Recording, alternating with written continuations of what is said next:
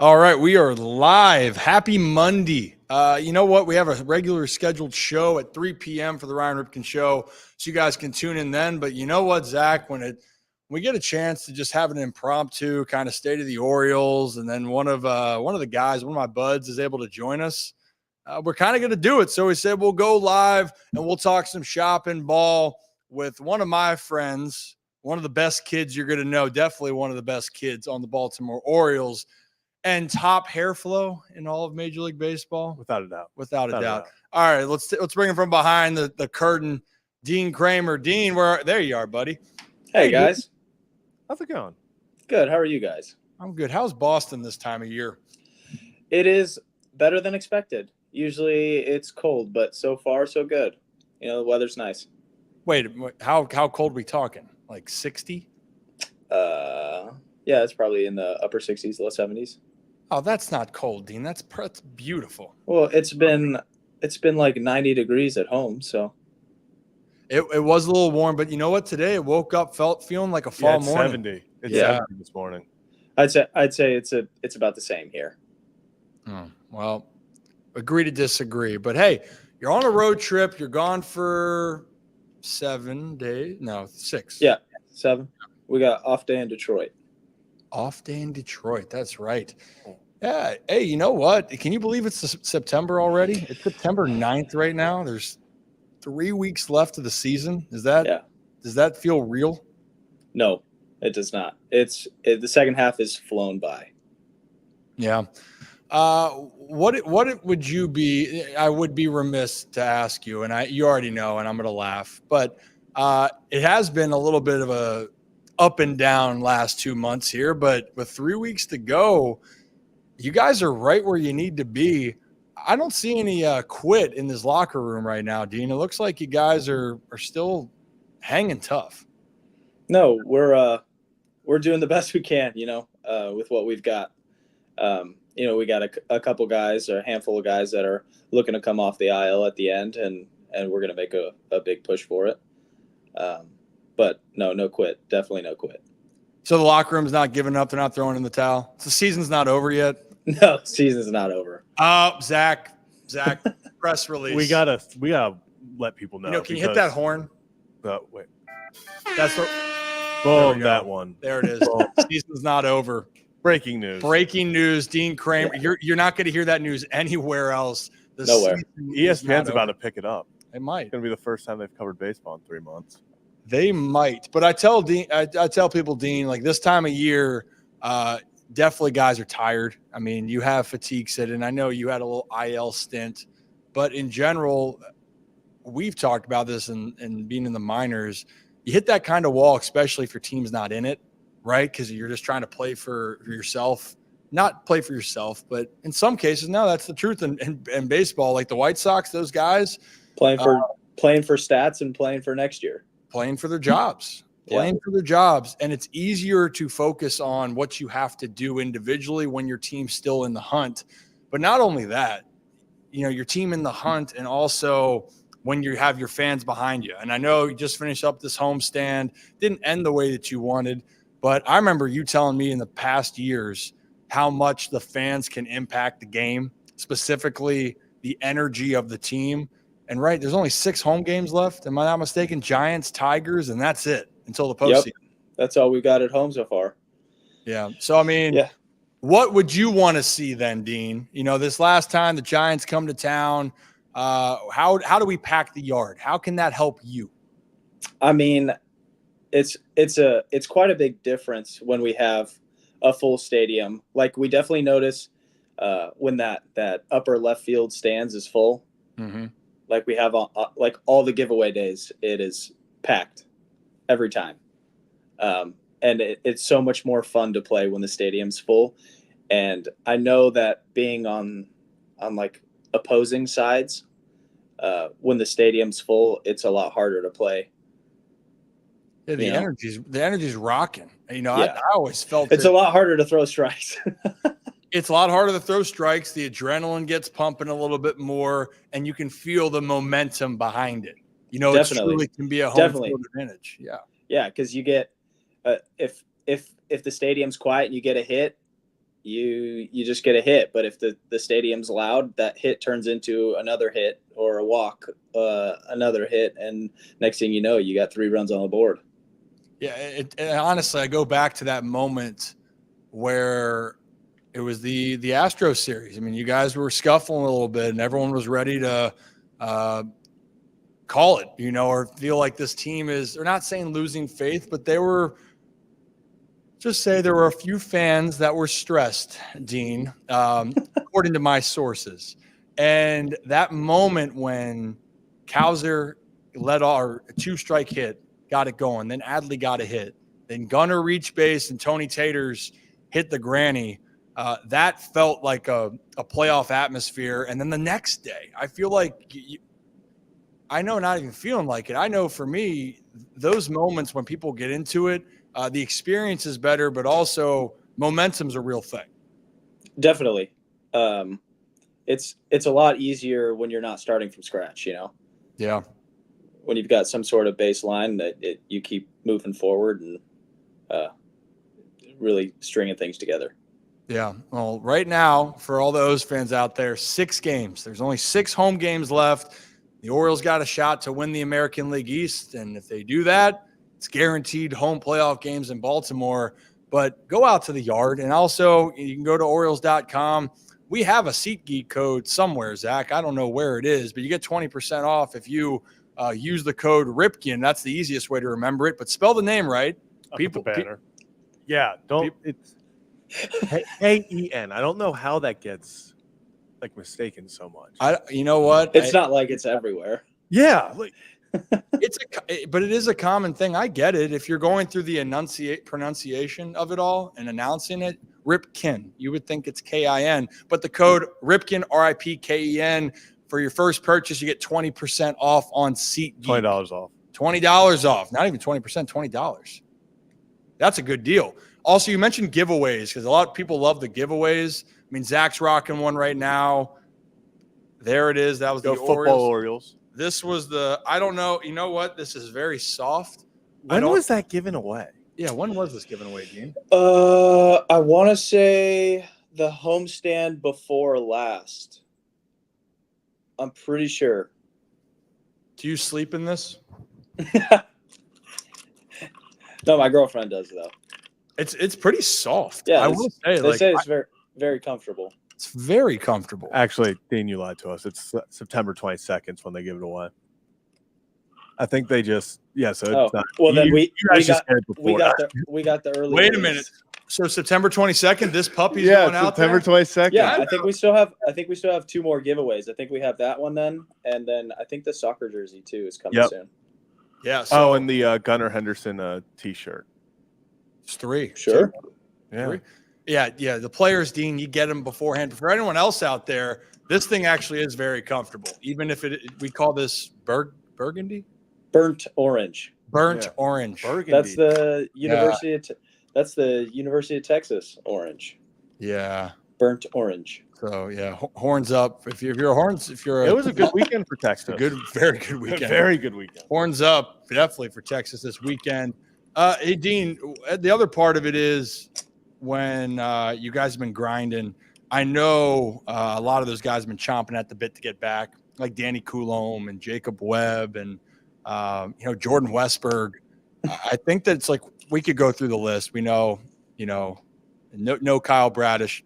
That hurts me. No John Means, no Todd. I know he's such a good. Talk about a good kid. Really good kid. He's a great kid.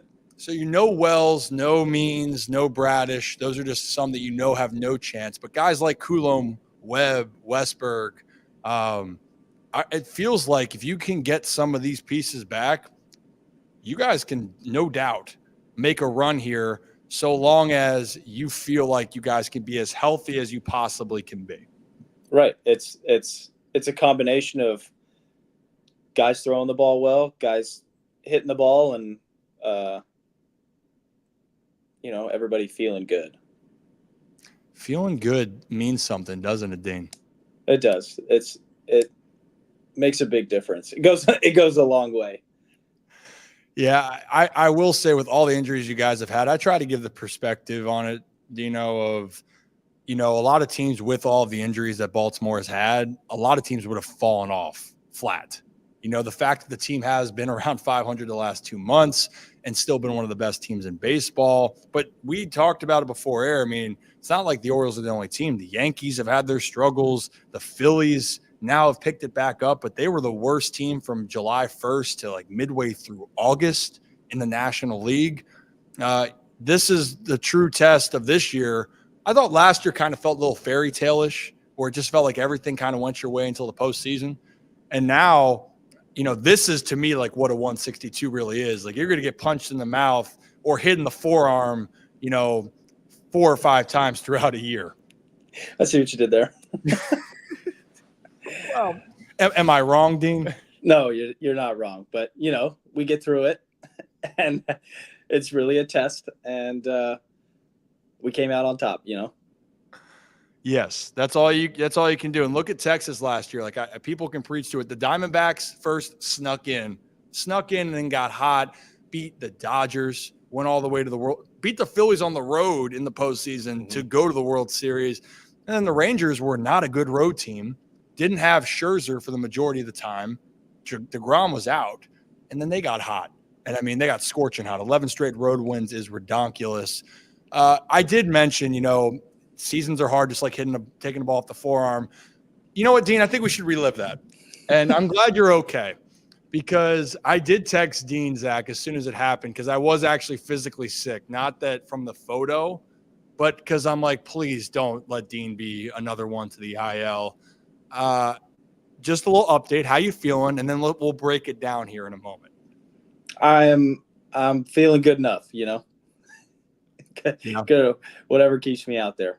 Yeah, the seams are kind of slowly going away. Yeah, they're fading away. They're dissipating, but I had a good tattoo of seams for a good week. Well, I'm proud of you. You stuck it out there, and I think actually you surprised. Reading some what Hyde said and what they were talking about. I think it was surprising how bad it looked when you said, "Hey, I can go out there and pitch." And hey, round of applause for Dean Kremer, Zach. Pitched really well the other night. Damn well. And it was great to see you get right back on the bump and do your thing. But let's talk about this moment, because also it's scary as hell. You say you almost caught this. I would, I was late. Clearly you were late, Dean. A smidge late. Yeah. But I almost knocked it down. Oh my goodness. Okay. So, but the positive, you got the out. Yeah, not enough people talking about that it was an out. So right here, what was going through your mind? Was that like the physical pain? Was it the damn that hurt? Or was it the damn that hurt? I think it probably went through his head. Yeah, I'd say at first it was ouch. And then walking around, I was like, okay, let's see the damage here. And I eventually looked down and then saw it blow up. And then I was like, okay, well, I probably can't throw a ball for today, for the rest of today. So when I honestly, I'll be honest, I don't think I've seen something swell up that quickly. I've been hearing that a lot. Remember? Well, and also because it looks so bad, were you concerned something was broken? Was that in the back of your mind? To be honest, no. I didn't think it was broken because it got like square on top. It didn't hit my bone or either bone. It didn't hit the ulna or the radius. That's a lot of luck. Very. But then went inside, got my x-rays or while the doctor was examining me, like I never lost strength in my hand, never lost any sort of range of motion other than like, cause the swelling moved into my wrist. So it's stiff. Yeah. But best case scenario. And you know what? Dean's a good friend, Zach, because when I texted him, he got back to me pretty quickly of saying that he's going to be okay. But I was going, what does that mean? Does it mean, are you out for a little bit, or like, you can make a start in the next week? It turned out you were just fine. But it always looks worse there. And like you look like you have 2 golf balls in your wrist. Yeah. No, Yeah. you're a good kid. Yeah, Dean was like, honestly, it doesn't feel too bad. And all of Orioles Twitter was like, they're amputating it. It's the only way to do it. It's done.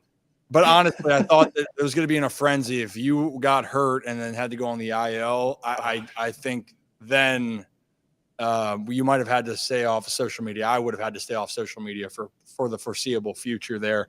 Just real quick, you really thought you almost had this? So, okay. No, I mean, glove positions over here, Dean. If it was, yeah, but slow it down.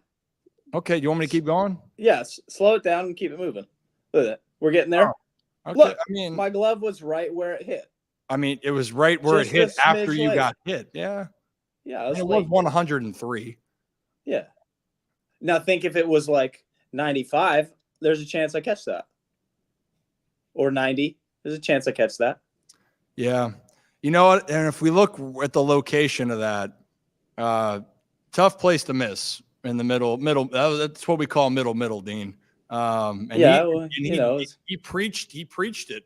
What we preach in off the L screen? Yeah, off the L screen. That's what is preached. Right back where it came from. It's more of a figurative speech than a literal.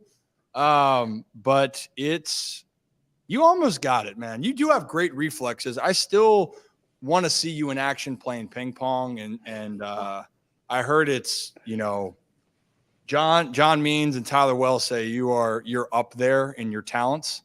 So I think we're going to have to really see that at some point. Yeah. You have to see the studio now that it's about done. I do want to see the studio. Yeah. See, do you have your own pool stick too? No, I do not. I do not. Yeah. We have some guys that do, but I'm not one of them. Not yet, at least. Yeah. Well, we got the table here for you to practice. I forgot what I was going to ask you, Dean. It was with kind of pitching. Stuck in the back of my mind. That would be weird to ask him about hitting, probably. No, it's not. I'm not going to ask him about hitting. You said you have one. There are a lot of comments about that your hair, despite all the wounds that you might have had, hair looks great. Hasn't changed. Thank you. No, honestly, that is comments that people are saying. They're going, hair looks fantastic. It's not me saying this, but a lot of people are thinking it. So, Dean, you are one of the fan favorites with it, and I think a lot of people, besides the hair, want to see you do well. And I've told you this too. You have the ability to be as dominant against any lineup. It just depends on you being consistent with it. What is one thing that you're kind of, since you came back, because you even said, coming back from the IL, it's kind of like a reset and a refresh. What is something here you are trying to strive for the last, hopefully you got 2 or 3 starts in you? 4? Yeah, I mean, I don't know. Just start to start. That's all I know. That's all I know. That's simple. But for that part of it, when I see it with you, you are a very intense individual. But I know because you're very focused. What do you do to lock in? Like maybe that's a thing. Not for that, not for like result based, but actually just for people that are trying to learn. I've had people ask me recently with lessons, how do you try to lock in on the mound? Yeah, I've learned over the course of the last few years is I have to go to a different place when I pitch against these lineups. If I don't look like I want to murder everybody, and there's some sort of like lack of focus, or I get like lackadaisical, like things happen very fast in the big leagues. You give up a hit, a blooper, a walk, and the next thing you know, you look up and there's 4 runs on the board, and then your team's not necessarily in it anymore. Yeah. So it's really from pitch to pitch, realizing that like you got to give it your all. Right. I think that it's a mindset, I think is what you're referring to, is you got to sometimes play into that or portray that, because you're one of the nicest dudes anyone's going to meet. But I'll tell you what, your face on a mound, You look like you hate just about everything and everyone, but you got it's like you Basically. got to convince yourself. You have Yeah. to. And you Go ahead. McCann put it a good way. He said you have to have some sort of, or like a lot of the best, like Scherzer, like he has an alter ego on his start day. Same thing with like Kershaw, like all the greats of our generation, and I'm sure even previous.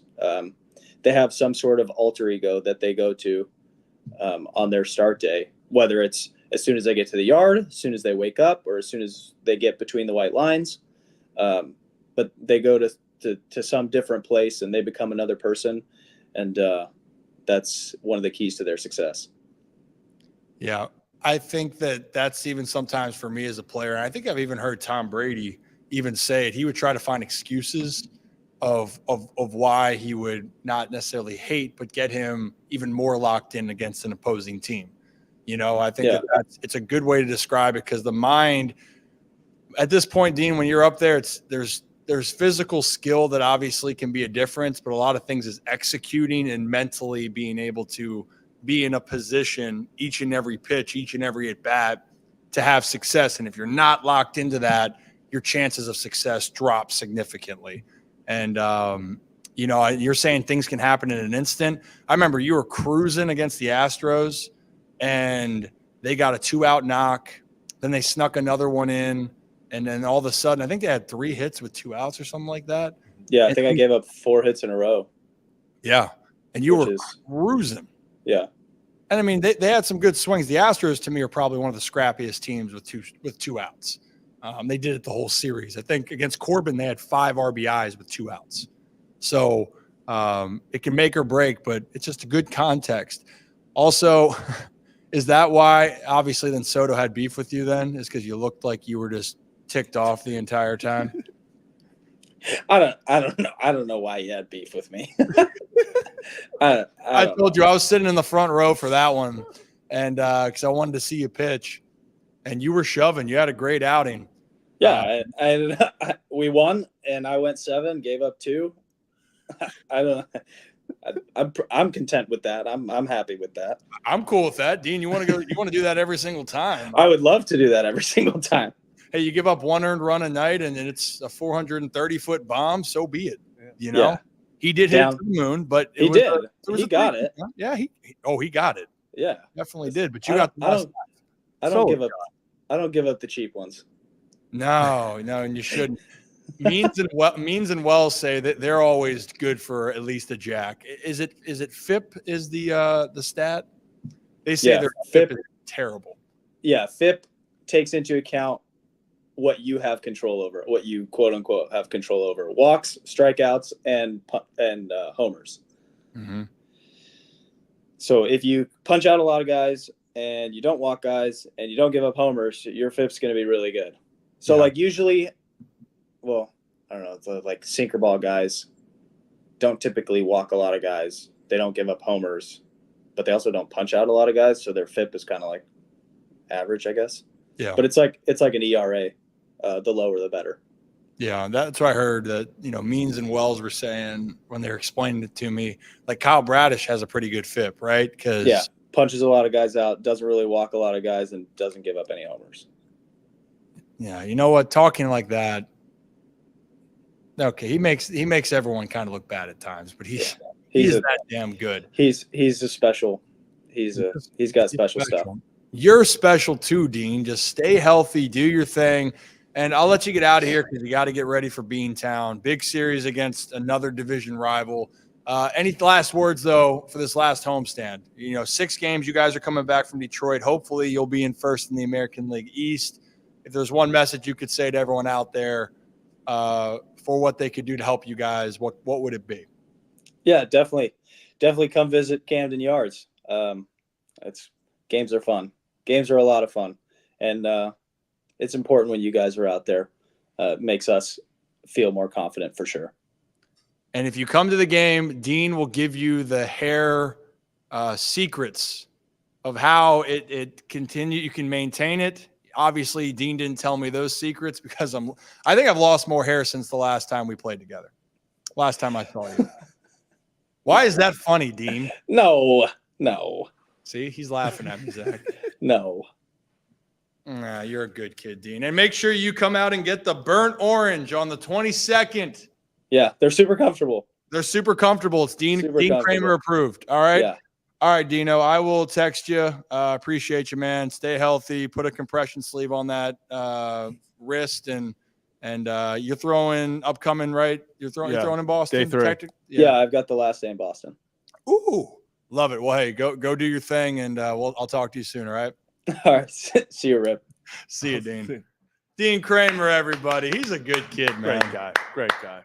He's a good kid. He really is. Great hair, better person. But yeah, honestly, it's crazy how that is one of the things. It's literally people talk about his hair. I love Dean. If he had good hair or not, it's not going to impact me. Except I just want to keep my damn hair. It was funny. All the comments, like when we were showing Dean's the bump, and all of them were like, "Hair still looks good, though." Yeah, you got rocked by 103. Well, damn, the hair looks great. Also, I want to clarify: this is an Orioles jersey. Someone asked if I was wearing a Bengals jersey. I would never. Yeah, well, and also this is not burgundy; it's burnt orange. Yeah, burgundy is like a red. Mr. Ron Burgundy. I was thinking of that, and I knew the answer, and it was just terrible by me, horseshit by me. But you guys can hear. We heard from Dean. Look, 6 games left. Come out to the final 6 games in Baltimore. And I really want to emphasize this. I try to talk about the game, Zach, and sometimes Dean already knows what my answers are going to be, but it's nice to hear it from the guy that's in the locker room because he understands it, right? But the biggest thing right now is no one cares how injured you are. No one cares what your problems could be. What matters is, can you get into the postseason? And can you get healthier enough? Can you get hot enough to make a run? And quite frankly, these are the moments for players and fans that you live for, Zach. I can tell you, I've been on a lot of bad teams, and excuse my language here, a lot of horseshit teams where you are counting down the days. You want to talk about a team that has not a lot of hope? Look at the Chicago White Sox that just played. You know what I mean? Yeah. The Fighting Gavin Sheetses, they're trying their best out there. Gavin loves playing Baltimore, but overall, they're fighting for jobs.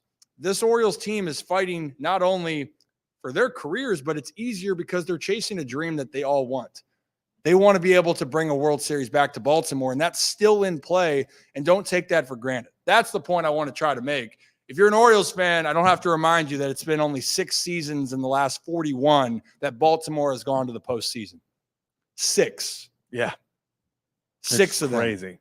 And since Zach's been born, it's been less than that. Oh, yeah. 3. Yeah. No. So keep that in mind. Keep that in mind for everyone there.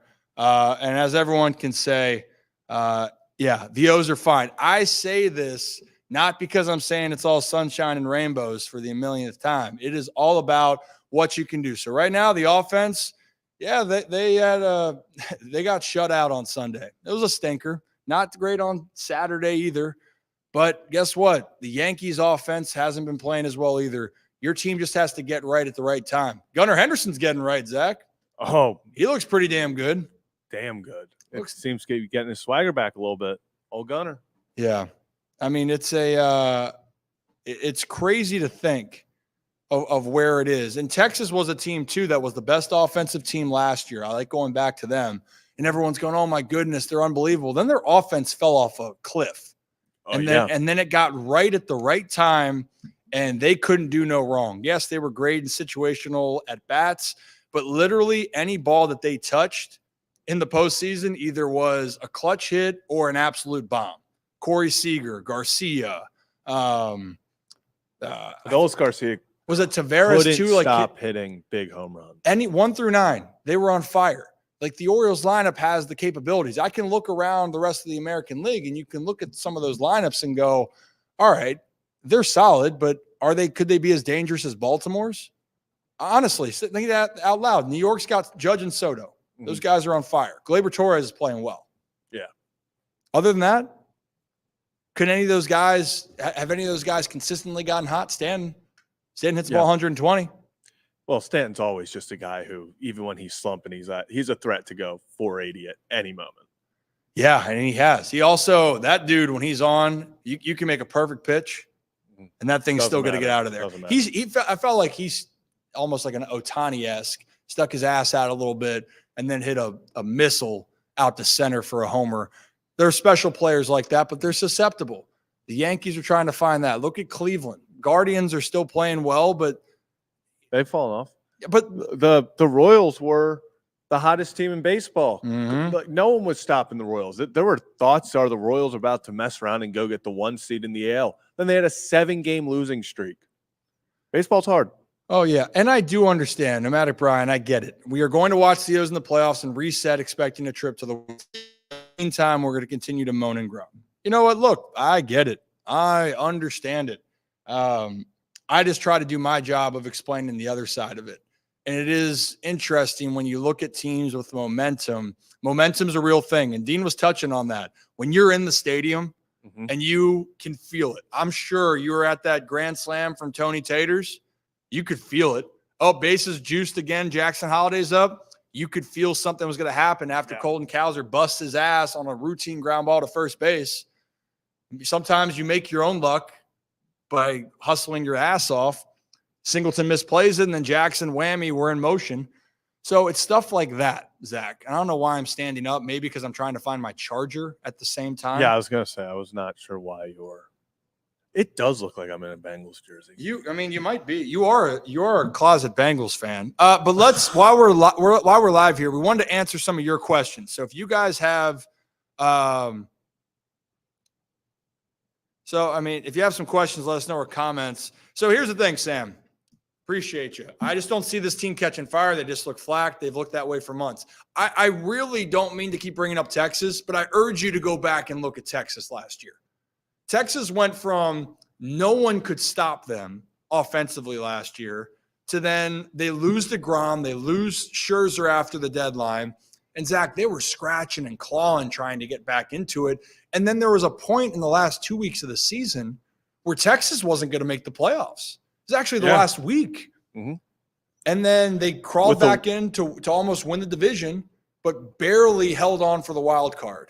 Mm-hmm. Houston won the division. Texas gets the wild card, and Seattle just finds another way to lose.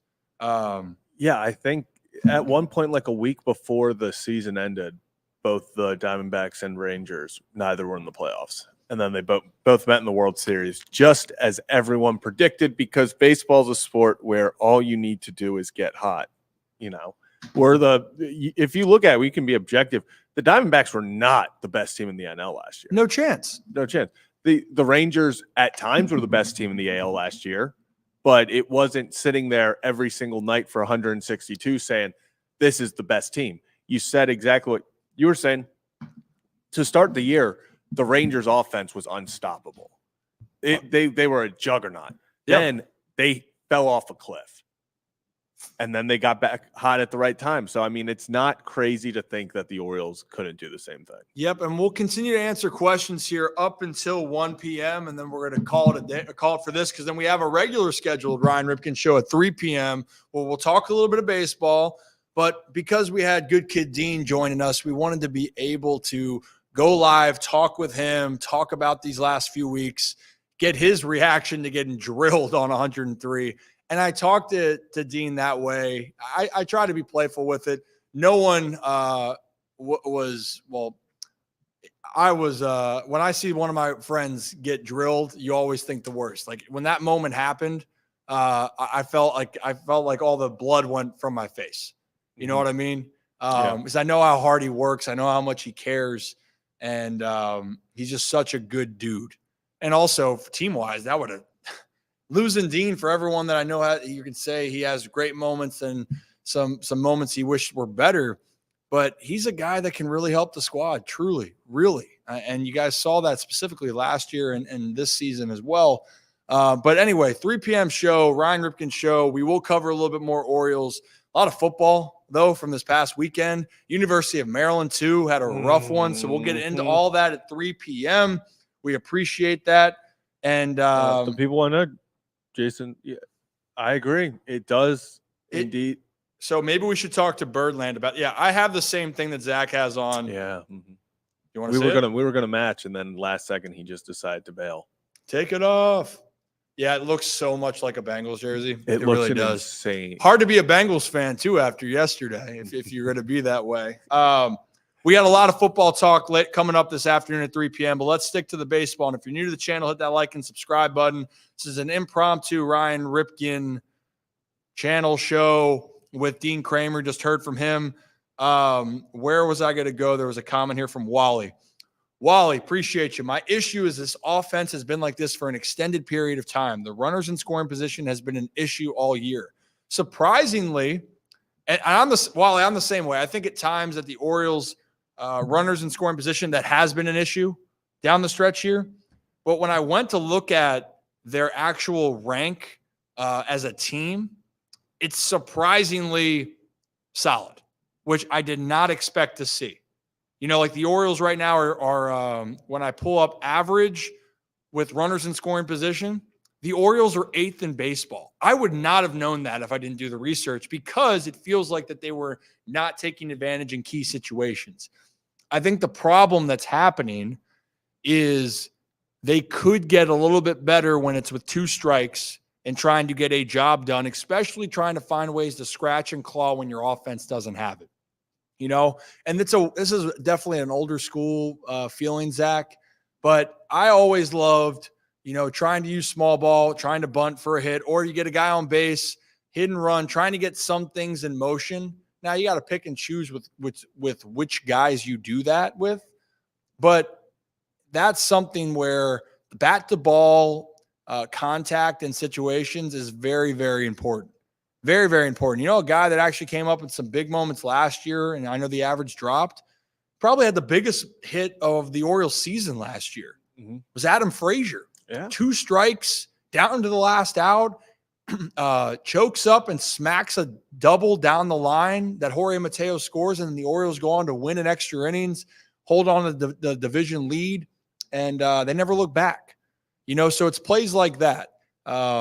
I would love to see more with the Orioles consistently with that. And but Texas, I'll be honest too, Texas was very similar. Texas was such a good home run happy team that they were just swinging it really well. So we'll have to see how it goes. But I would love for the Orioles with 2 strikes, less than 2 outs, trying to find a way to just put pressure on the defense. Put pressure on the defense. That's a good way to put it, Zach. Yeah, I mean, that's what it all comes down to. You know, we talk about when the Orioles are in a slump, you have to try to create your own offense at times. And if you're Cedric Mullins, if you're Gunnar Henderson, recently I feel like we've seen the Orioles be more willing to play small ball. We're not just seeing the home run or bust as much.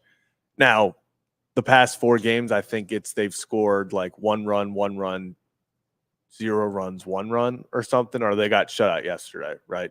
So it's not offense is struggling again, but you're starting to see life from guys like Gunnar Henderson. Cedric Mullins is picking it up. They had combined for all 5 of the hits yesterday. So I think the biggest thing is figuring out Adley. I mean, I think we agree that this offense goes as Adley Rutschman goes, and you can kind of put when the prolonged struggles of this offense started is when the prolonged struggles from Adley started. You know, he just seems like a glue guy in that lineup that when you are, whether it's a hit or a walk, when he's getting on base 2 out of 5 times, 2 out of 4 times a game, it just changes the way the rest of the lineup plays. Yeah, Adley's definitely one of those guys that impacts a team when he's on, you know, and impacts it so drastically. And I think that's why it was that constant force. And for him, it has been a struggle, whether it's been pressing, whether it's been dealing with injuries, the combination, or maybe something else is on his mind. You know, I wanted to ask Dean about that, or I asked Dean about what he does mentally, because I just like to hear different people's responses and answers. You know, Dean, him saying he has to lock in a certain way because if he doesn't, he's got no shot. You know, if you're mentally just a little bit off, you can drastically be impacted on the field. You know, some guys I'll say can not know what they're doing playing baseball, and they can get away with things because they have a clear head, you know, meaning like, oh, I'm just not worried about anything. And maybe they aren't as strategical, but they have talent. That's one thing. I always say the superstar players are the ones that are so freakishly talented, but know what they're doing constantly. That's why I look at the Otanis and even like Bryce Harper, where they have a plan of what they want to do, but they are so damn good on top of it. They're so special. Those are where the superstars are formed. You got to be mentally in a good spot. And if your body's not feeling good or you're pressing, your mentality probably isn't the same. And for Adley, this is probably the most he's struggled, and I don't know how long, how many years. This is going back before we even knew about Adley, and probably even back to Oregon State, before Oregon State, if we're being completely honest, because all he did was be successful constantly. So it's just something to monitor. But a guy also, you can look back to moments. Adley in the 2-hole getting it going, Zach. A lot of good things can happen. When some of those rallies, when Colton Cowser led off the inning in the 8th for that Tony Taters homer, next guy up was Adley. Adley with 2 strikes got a base hit. Mm-hmm. Pass it along. So, and Maddox, this is things you'll be surprised. Clutch hitting, it's really more contagious to me than anything else. Some guys can handle big moments or not. Adley Rutschman can handle big moments. We've seen it. We just need him to get back into that right frame of mind. And if he does, he should be good. And Matthew, this is, we can definitely do this in the future. Talk about their routines and view of players. Next time we have Dean on, we'll actually go through some breakdowns of him pitching, because that's what I wanted to do today, but limited time. Dean's got to get ready to go to the field, but that is something, because each player has their own routine. And sometimes when things go wrong, you got to scratch it, throw it, and start over. Also, we didn't even explain that Ollie, there's a casualty. The Fanatic got his jersey ripped off by Studio Pup. Yeah. Not tarp's off. Tarp is off for the wrong reasons here. We got a few other things. Again, hit that channel, hit that like and subscribe button if you're new to the channel. Boo. Yeah, he needs his mojo back. Zach, you seen anything right now? Something we should talk about is we touched on it a little bit with Dean, but Danny Coulomb is starting his rehab assignment in AAA on Wednesday, while Jacob Webb will have another rehab outing on Tuesday. So those would be so massive for the team. I do think that some of those guys might have a little bit of a grace period, though, to get right. It's hard. Without a doubt. It's hard, but especially guys like Danny Coulomb, man. I can't stress enough how important it was to have Danny Coulomb in your bullpen. A guy that, Zach, I think consistently for the last 2 years, outside of Felix Bautista as your closer, probably was Danny Coulomb. That was the guy. Cano would be in that list too, but Cano's had some up and down moments. It always felt like Danny Coulomb was a guy you could consistently count on. And it's a different style of pitching too, because he's uses his breaking balls for the deception, doesn't throw very hard, but he knows how to pitch in any situation. That's valuable. Baltimore needs more guys like that. Joe, I don't know what any moves would be. I think that's too early to tell. But guys that we know, at least for sure, if we go through it, like guys like Cano aren't going anywhere. Dominguez, trying to even think who they have in the bullpen right now, Zach. Guys like Soto, obviously. Like the Soto could be a guy that maybe could fluctuate. Like Perez, Cano, Dominguez, they're still going to be in the bullpen no matter what. Those are like my 3 locks, without all the moves. Matt Bowman's had some good times. But I think it's going to be flexible. Soto's a guy, how much do you trust? I think that they want his arm in the bigs, but how much do you trust his arm? Craig Kimbrell, I still think will be on the roster throughout the season. Do you think he makes different? Yeah, it's too early for me to kind of think about what that would be. So we'll wait on that. Speaking of the injuries again with Westy, is expected to return. If you can just get Westy back by the postseason, I think that they're saying things are progressing, but he still has, I shouldn't say he's got a long way to go. He still has hurdles to clear, and the biggest thing is how quickly it's going to be for him to swing the bat and swing the bat at 100%. Because if he's not swinging at 100%, it's not going to be worth it. Like Ryan Mountcastle with his wrist, if guys can't swing 100% or 90%, I guess is how hitter, people say they're thinking 90%. If you don't feel like you can go out there and do damage with the bat, it's a risk to the player, and it's also it can hurt the development of the guys. Mm-hmm. Or it can you might not get the best out of them. And that's something I'd rather a healthy guy give them a chance over possibly risking a player from going through injuries. But Westy, the goal, try to get him for October. That is ideally the timeline. Get him for October and see what can happen. Does that make just the situation the Orioles are in? Last year, we obviously know how last year ended.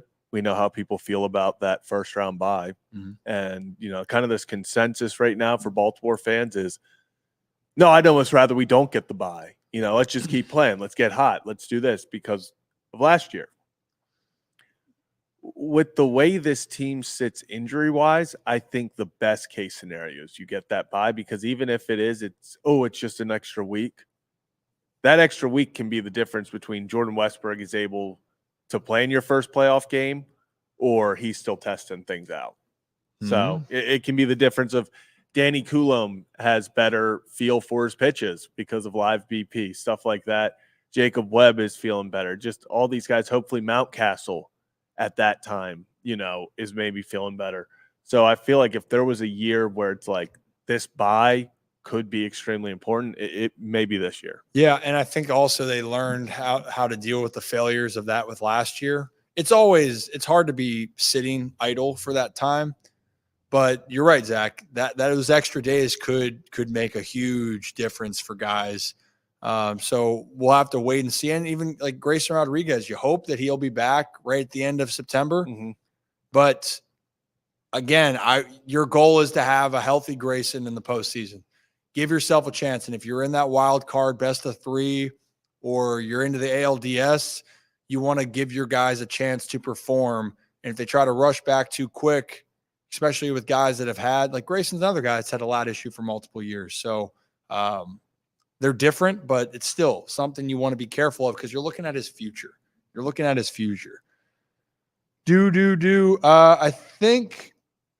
think that's kind of it. And also, by the way, I saw last comment I'll say, because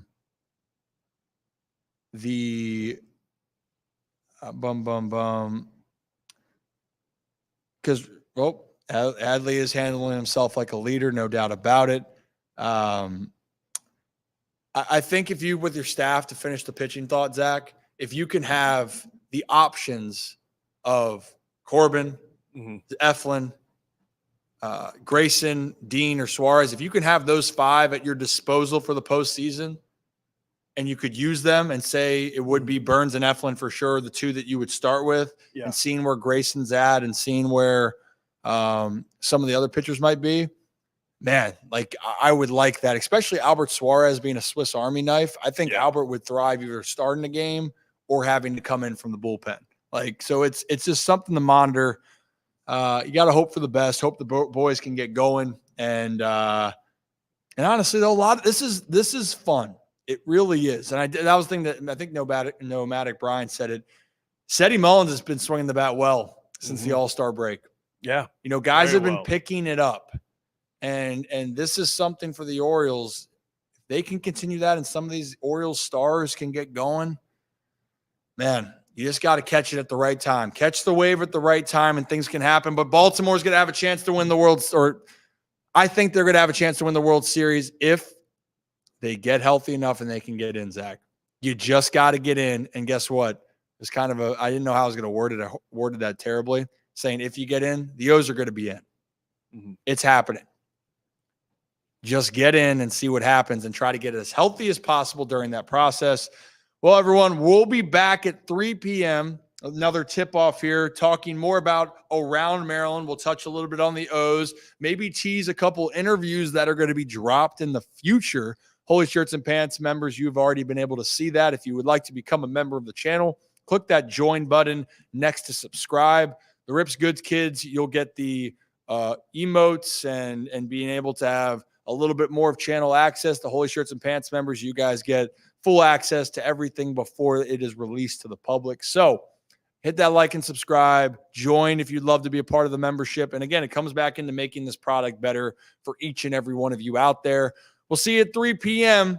for the Ryan Ripken Show going fully live. Zach, any final words? The O's are fun. The O's are fine, and Zach Bollinger. Baseball's hard. The O's are fun. And the Zach Bollinger and the Bengals are not. The Bengals are not. Actually, sadly, they do this every year. Yeah, so they do it every year. They will be. We'll talk about that and a lot more soon. You guys, see you in a couple hours.